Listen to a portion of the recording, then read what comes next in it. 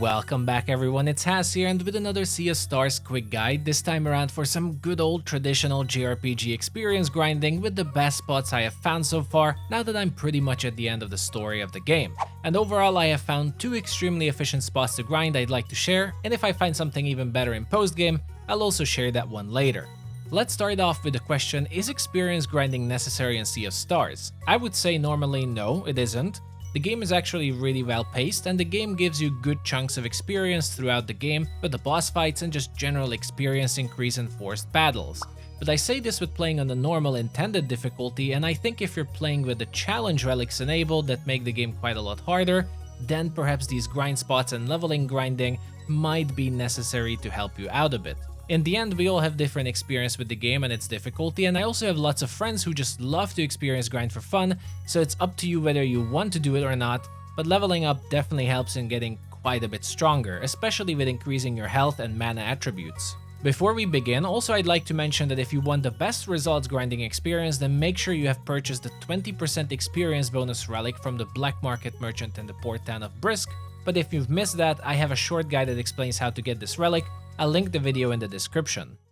Now for a really long while in the game, I haven't really found any extremely good spots to grind for experience, but if you really want to do it, you can always do it in the old-fashioned way of just fighting monsters for hours on, and I guess it will work. But the very first spot I found to be worth staying around a bit to level up is only after you have unlocked traveling on the world map and you are around the point of exploring the Kari village and starting the test of the Oracle of Tides.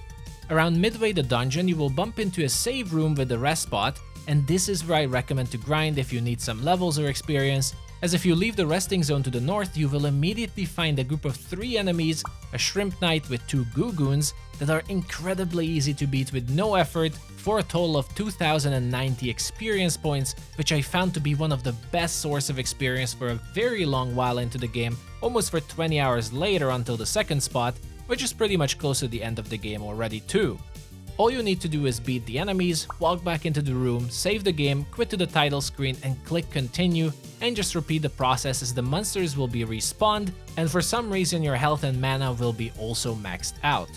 I've also heard from others you don't actually need to save the game and restart since a zone transition should respawn enemies, but that one didn't work for me for some reason, but try it out just in case. What makes this zone really good is that first of all, it's right next to a save and rest point, they are very easy and fast to beat, and for some reason, it's actually really rare to get this much experience from any group of enemies in the game until really late into the game like I said, so definitely one of the better spots to hang out for a while.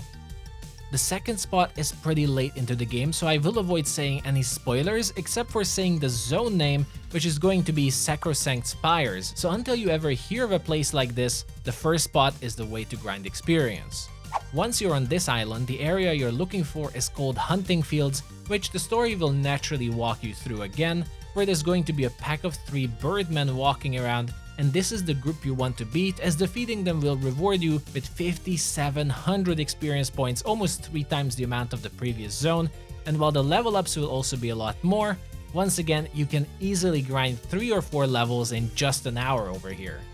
Once you've beaten the group, just climb up to the upper level, leave the zone, and unlike in the first area, you do not have to save the game or leave, you just have to re-enter the area and fight the monsters for as long as you want. So overall, it is much more efficient and comfy than the first area was, and if you need to rest or anything, you can always just create a camp outside on the world map whenever you want. But as an alternative, there is really no shame in also equipping the relic here for grinding that restores your health after each battle just in case. The only tip here I would say is that since everything else is pretty straightforward, try to defeat the crossbow birdmen in the fight first and not let them use their skills, as it is a very long animation, so if you want to be efficient and not waste time, you want to avoid them using that ability at all costs.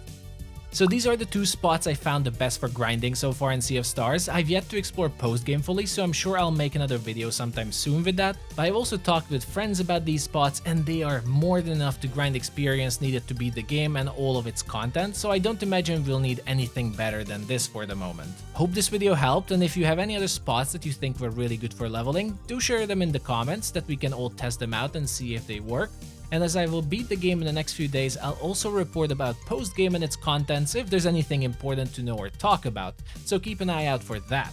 But if anyone has any other content you'd like me to talk about or make a guide for, like combat, don't hesitate to ask. Thank you for watching, everyone. Hope you're enjoying Sea of Stars. Take care, and I'll see you all the next time.